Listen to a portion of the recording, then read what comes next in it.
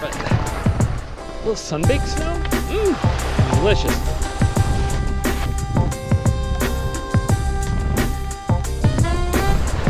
I swear, if you feel like you have outgrown your ripsticks, these are phenomenal.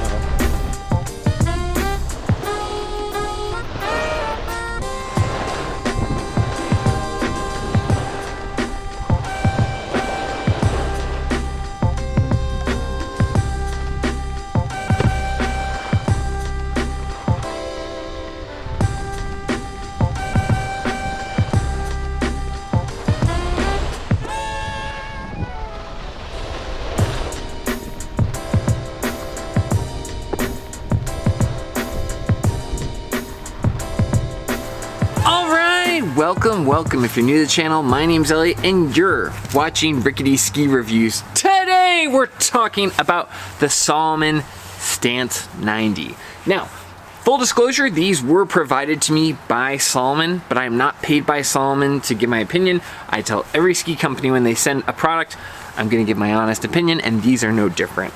But a big shout out to Salomon. Thank you for sharing these with me. I do not have access to the Stance series at my local demo shop, and without Salomon's help, I could not have reviewed these. But as always, every ski has good and bad, and I'm not gonna shy away from either of those. The other thing I will say is because I am not sponsored by Salomon or any other ski brand, I don't take money from them, I am not an online retailer that sells skis. The way that I make money is one, ad revenue through YouTube, but two, through the affiliate links down below. So if you find this review useful or any other review useful and you're planning on buying a pair of skis, please consider using my affiliate links. It doesn't cost you anything and it helps support the channel. But without further ado, let's talk about these Salomon Stance 90s because I have a lot to say. Now, first off, I skied these in a 182, which means they have a 19-meter turn radius. Now, these skis have not changed from 2024, just kind of a graphic update. In 2024 though, what they did change is they changed this. I believe this is a carbon and flax fiber that runs through here. You can kind of see the carbon threaders if you look really closely. This ski weighs approximately 1,800 grams in the 182. It has two Titanal sheets, but you couldn't tell that just by holding it. It's not a big burly ski. It feels on the lighter side. Obviously Titanal, they make those sheets pretty thin, so I would guess just based on the weight and how it feels that the Titanal in here is pretty minimal overall. You can see here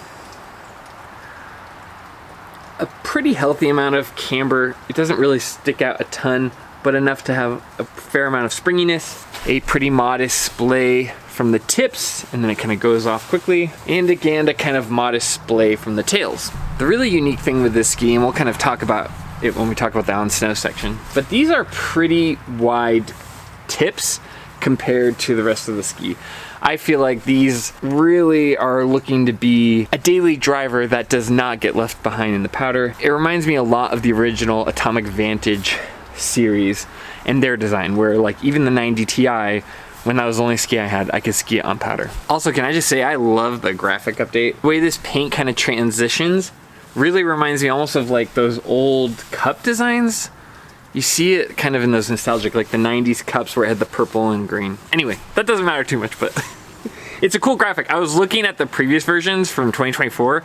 It's like gray and red and black and I don't know. It doesn't matter anyway. I mean, if you find a better deal, get whatever color. That's what I always say, like, you know, don't worry too much about top sheets. But if you find these for a deal, I think this color looks pretty nice. I think they made huge improvements. I had a meme I had made on Instagram, and the Salomon QST designer commented on it because I was like, I like my old QST 106s, but they were, you know, just a bunch of different shades of gray. And it seems like in 2025 and going into 2026, Salomon is I don't know, paying attention at the very least to their top sheets. That's mostly nonsense, so let's talk about how the ski actually feels on snow, because that's what's important. So we will talk about first impressions, we'll talk about the good, and then we'll talk about the downsides. Now, my first impression, this is probably gonna be very obvious that I care more about honesty than I do about making Salomon happy, but my first impression was, I can see why these don't make a good first impression. But stick with me, okay? These are in no way a bad ski. In fact, these are one of my favorite daily driver skis, but it's got some weird identity stuff going on. So my first impression with these, I took them on a really hard pack, as close as the West Coast gets to icy day, you know, thinking with a 90 millimeter width underfoot and having Titanal and being in Idaho, that would be kind of its jam, right? Kind of in that similar vein of a lot of like my Atomic Mavericks or Vocal Kendos, what those skis tend to like. And I gotta say, I'm glad Salomon sent these to me because I was able to ski them on 3 different days and it made a huge difference. Now, the reason I say that is because on the hard pack, these wider tips, they don't get unstable. These skis do carve well, but the added width of the tip creates some chatter where once you get going up to speed or once you really slam on the brakes hard on the hard pack snow, you will feel a lot of chatter, especially on these tips. These are not damp skis. These skis thrive in other areas, but dampness and hard pack is not it. But then once the snow at the end of the day softened up a little bit, or once we got some fresh snow, that's where this ski really shined. I think this ski is a total sleeper. People have totally kind of forgotten about it, but it is one of the most diverse skis and most fun skis for like having on hand. For instance, I have a few friends that recently moved back to Boise, and they've been like, oh, we're gonna go ski and we're supposed to get 3 or 4 inches of snow, but there's no snow right now, but there's gonna be. For that scenario, this ski was perfect. This ski was so much fun. I was able to kind of like do the quick turns in the trees. They were a lot of fun there. You could kind of ride the tails. I found that when you got into soft snow, these tips were working overtime to make sure you weren't left behind, that you could still go in the trees. If there's 3, 4, 5 inches of fresh snow, you can still have fun on them. I think as far as daily drivers go, this might be my favorite ski for like off trail. I can handle powder. The tips work overtime. They're smooth and fun. When you do get the soft snow, the carving feels like pinpoint accurate and just perfect. I think that a lot of people gravitate towards the QST, and I like the QST, especially the QST 92 and 106 a lot. But there are so many people who would benefit from being on this instead of the QST. Now, I think the QST is damper. That's probably why it wins out, especially with some East Coast skiers. But if you're at Bogus Basin, I think this is a better fit for most people than the QST 92. Because the QST 92 is comfortable, it makes good turns, but it's not very accurate with this carving. When the snow is soft and you want to blend off trail to on trail, this ski carves so smoothly, so accurately, and I think for a lot of people, this is honestly a better pick. But it kind of is in this weird spot where it sits in the QST shadow. But now that I told you about my first impressions or lack thereof, let's talk about the good, and then we'll talk about the bad. So let's see, let's look at my notes. For the good, the one thing I noticed, this ski is way less demanding than the Atomic Maverick series. I like the Atomic Mavericks, but for some people, they demand your timing to be really on it and kind of pinpoint. I think for the average skier, this is such a better alternative to the Maverick. Now, the Maverick has things it does really well, but like if I was just recommending to a friend of mine, I think I would recommend this over the Maverick. I love the Maverick. I have given it Ski of the Year, like what, 2 years in a row now? But it demands a lot of precision in its timing, and this ski just does not. It allows you to have fun. It allows you to blend the lines like the Atomic Maverick does without forcing you to be totally dialed in on exactly when you flex the ski or how much pressure you get. And it allows for a more satisfying, light, very light powder experience than the Maverick. I'd say off trail they're pretty similar, but this one just allows you to ride the tails a little bit more, whereas the Maverick feels kind of like it's carving. The Horizon Tech's working overtime, but it's not really a great ski to sit on the tails too much. This one you can sit on the tails and kind of float on a little bit longer than the Maverick. Like I mentioned earlier, it's just a really nice blend of on and off trail. I think that's kind of where this ski thrives the most in the big picture. It's so good at, okay, I want to go on the groomers, and oh, what's that little patch of snow? Okay, let's go explore that. Okay, that feels good, but oh, actually I want to go back on the groomers. You can blend those lines seamlessly and still have fun. You can carry momentum from the groomed runs when you haven't had snow for a week or two, and then go find stuff that might be soft or sun-baked. This ski really promotes exploration, and I think to its credit, that's kind of what distinguishes it from most other skis. I think this is a daily driver that's kind of slept on, that if somebody was like, I'm getting a daily driver and I don't have any powder skis yet, I'd be like, okay, well try this, and then on the light powder days or when snow is first falling, you can still have a lot of fun on these without having to go home and swap out skis or whatever. What else did I say? Feels good in soft snow, yep. Tails are really fun. I like hanging out on them and kind of riding out the end of the turn. I don't know if that's like my bad habit, but it really rewards my bad habit. It really allows me to sit on the tails really far through the end of the turn. It kind of, I use this analogy maybe too much, but when you're surfing and you're able to kind of like get up on the wave and ride it out, I feel like if you get on the tails right at the end of the turn, you can sit on them for a pretty long time and, I don't know, just have a ton of fun. Oh, the other good thing I like about these, I think for a lot of people who like the Elan Ripstick, but outgrow it, where you start to feel the low top speed of the Elan Ripstick, or the Elan Ripstick's gonna kind of initiate the turn for you. This platform feels similar to the Elan Ripstick, but with less of the training wheels on, where you can kind of initiate the turn for yourself, and it's still forgiving, but I feel like if you feel like you've outgrown your Elan Ripstick, this is kind of a great platform to transition from the Elan Ripstick. It has a much higher top speed than the Elan Ripstick does. It's way more fun in the soft snow. It doesn't get hung up like kind of the square boxy part of the Elan Ripstick. It doesn't do the turn initiation for you, but it's forgiving if you mistime it a little bit or if the terrain just doesn't allow you to get the timing perfect. I really like these skis. I think this is like a total hidden gem of a ski. Just because like the QST has been so successful, people have kind of forgotten about this. But for most people, if you wanted to get better at carving and you want a more precision and more power out of your turns, I feel like this is a great option. And honestly, like I like the QST 92s, but if you're gonna lean more on trail, I would get this. The QST 92 feels good all around, and I think it is a better option if you have kind of chattery snow and you want dampness. But if you get like kind of sun-baked snow and you blend between carving and off-trail, and you just want to be able to explore without feeling like, oh no, I took my carving specific ski, I can't go explore over there, or I can't go in the woods, I can't go in the bumps, I can't go in the moguls. I feel like for most people, this is such a good daily driver because it's not going to limit you on where you can explore or how much fun you can have. So, I mean, it's no secret. I really like this ski. For me, skiing with friends or skiing with my family, this is such an easy ski to be like, oh, I'll just take that. I'll throw it in the car and I'll find fun no matter where I'm going. But now that we've talked about the good, let's talk about I think it's more drawbacks. I don't even like calling it the bad anymore. Every ski has downsides, and this ski is no exception, so let's talk about it. Now, the first drawback is if you have really firm snow, these tips are a little bit on the chattery side. It's not bad. It's not like you're gonna like be unstable and crash, or it's not like it's even close to unsafe. But I did find that when we got those kind of spots where it was in the sun at one part of the day, in the shade at the other part of the day, and it kind of got melted and refroze and really, really firm snow, that if I push these too far, I could feel some of the chatter in the tips. You have to go pretty fast to find the top speed. I'd say it's, you know, low super G, high GS speeds. You have to be like really tucking and going straight down something before you find the ski's top speed. I mean, but that's kind of where my list of complaints starts and ends, is just with the tips having kind of a high speed, high density top speed. But that doesn't mean like no one in the East Coast would enjoy it, you know?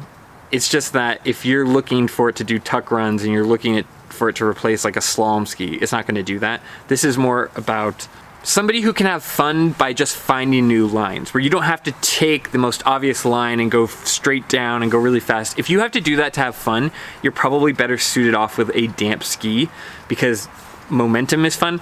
For me, the way that I found I was having fun with these skis was finding new lines, saying like, okay, well, I've got my momentum from carving, but I can kind of hop into the trees and, you know, I can kind of flick up this little uphill and into some soft snow. I think this is for somebody who has fun by blending those two worlds. Yeah, like I said, I don't think these are for somebody who just wants to straight line the hill, see their top speed. I mean, for those people, you're looking at like a race ski or a Stokely or whatever, like a Nordica Vogel. This isn't really that ski. This ski is for somebody who's like, well, what if I go where the rest of the general public doesn't go, right? What if I carve and go through this fun spot, but then I cut across and find a new area, and oh, there's some new snow over there, and then what if I kind of go through the moguls to find this new line? And because of that, when you get over into those weird areas where people don't tend to go, you can find patches of fresh snow. We hadn't had snow for like 2 weeks, and I found one little area where it was like wind-blown snow that no one had ever gone to. This ski is really good at allowing you to get over to that stuff and then have fun in it. And when you do find that fresh snow, well, now you've got a nice big tip to enjoy it and really make that fun surfy turn.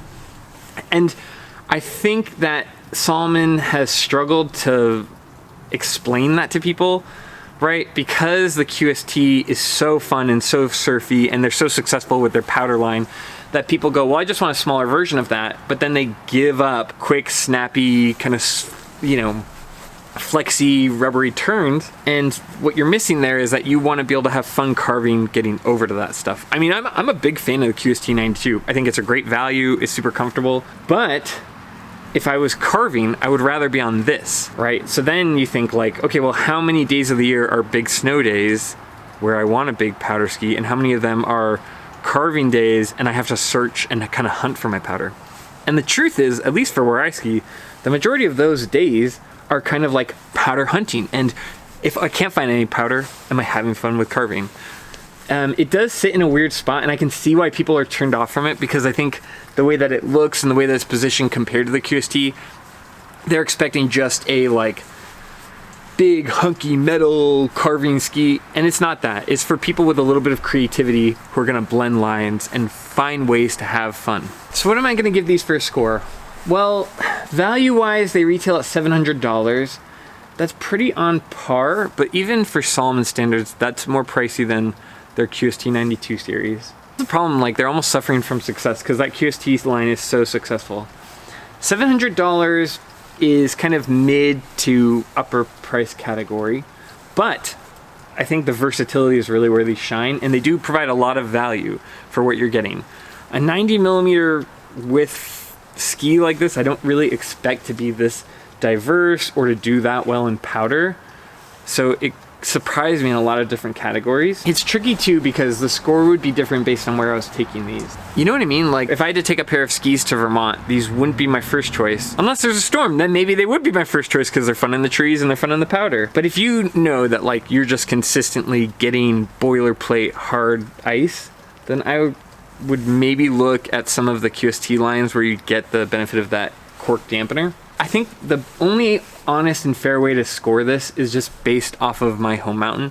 For my home mountain of Bogus Basin in Idaho, or let's say I was skiing in Sun Valley or McCall, Idaho, I'm just gonna kind of pick the areas that I ski the most frequently. I gotta say this is a 9 out of 10. It suffers a little bit in that it doesn't make a strong first impression if you really, really push it onto hardpack, but I don't think that's what it's trying to do. But I do feel like just having had these for 3 days now, as soon as that snow softens up just a little bit in the sun, that's where these skis really seem to shine. You really feel that springiness, you really feel that responsive turn. You really feel like you're kind of sitting in it and it feels smooth. And then you're like, oh, well, we got surprise snow, I can go and have fun. I'd have no problem recommending these to people, especially friends of mine who raced, who are trying to explore more of the mountain, or who are trying to kind of get into more powder skis. And I had a ton of fun on these. And I could see just keeping these in my car all year in case, oh, we didn't get as much snow as I thought, or, oh, we got some snow that we weren't expecting. I think the amount of fun and creativity you can have with these and the amount of versatility that they provide and value, I gotta say that they're at least a 9 out of 10. They're not perfect. They're not, you know, a mega perfect, everything's great on these. And again, make sure you're using them for the right situation. And I'm not even sure Salomon's always done a great job explaining who these are well suited for. And I can see people being like, oh, well, I want a more serious ski than the QST. You know, I'm gonna try this stance.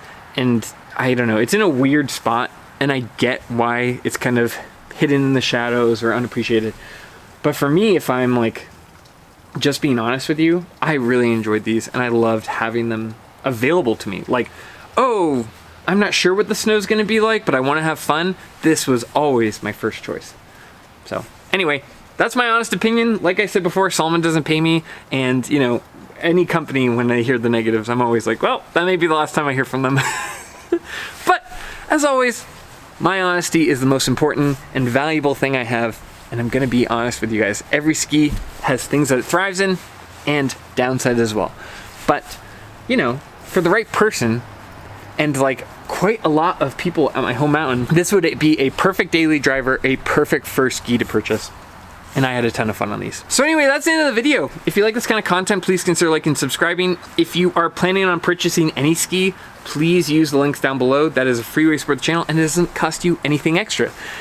You know, like I said, I don't take any money from ski brands, so if you found this useful towards your purchase, please use that link. That helps support me. And again, one last big shout out to Salomon. Thank you for sharing these skis with me. I would not have had access to them otherwise. And of course, a big thank you to you guys. Thank you for watching. Without you guys, I wouldn't have access to these kind of skis. So thank you so much. Thanks for taking time out of your day to watch my content. And as always, I'll see you in the next one. See ya.